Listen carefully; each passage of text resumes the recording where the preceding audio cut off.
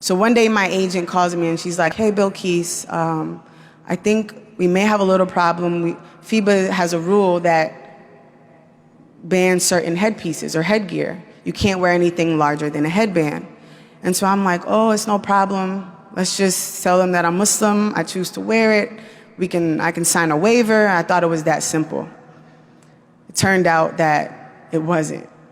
And that's when things got a little shaky for me. And so we did a petition. Myself and another Muslim woman did a petition. We got over 100,000 signatures thinking that was going to move the bar a little bit. FIBA was like, it doesn't matter. You can get all the signatures you want. We don't make changes until the board meets and if we want to make that change.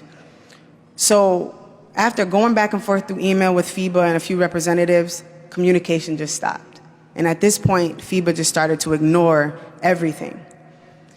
That's when it set in that I wasn't going to play basketball and that my career may have been over.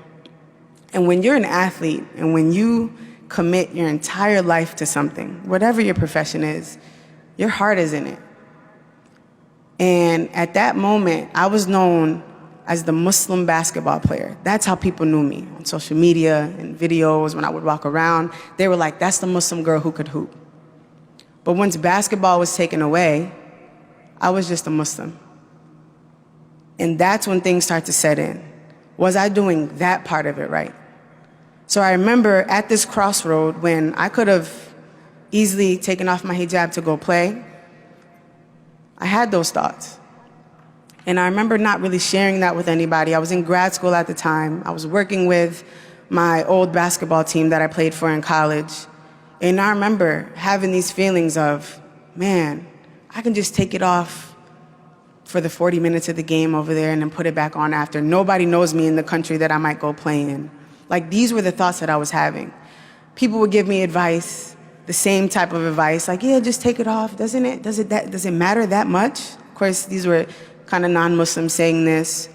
Or, you know, it's okay. Like, this is your dream. You made it. You're really going to stop it because a piece of scarf, a piece of material? And subhanAllah, like, when people would say that to me, of course my immediate reaction would be, no, you know, it means more than that. The scarf is a symbol of who I am. And I would give them the textbook Islamic answer. But in my heart, I wasn't feeling it. At one point, I was ready to sign a contract and go overseas. But I knew that something in my heart didn't feel right. And all the advice that pretty much humans were giving me weren't fixing it.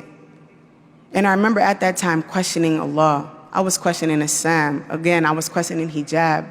I was like, why would Allah take away what I'm good at, what I loved, what I worked hard for? And when I reached the point where I was right there at the pinnacle of my dream, just take it away. Like, that was the thoughts. I was questioning Allah's will, His plan. So I remember the only thing that I could do was pray. And regardless of how much I was questioning Islam, of course, the only way I knew how to pray was Islamically. So I remember this prayer like it was yesterday, wallahi, and if I could go back to the feeling that I had when I prayed this salah. I was in sujood, and I felt like I couldn't get up.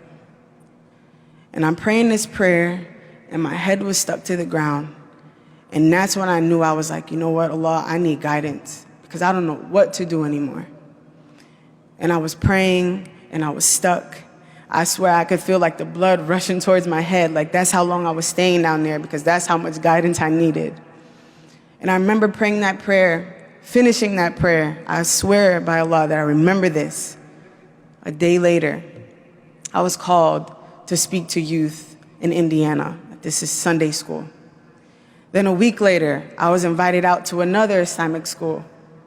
Things just started happening, and it was so much good. And I was like, what is going on?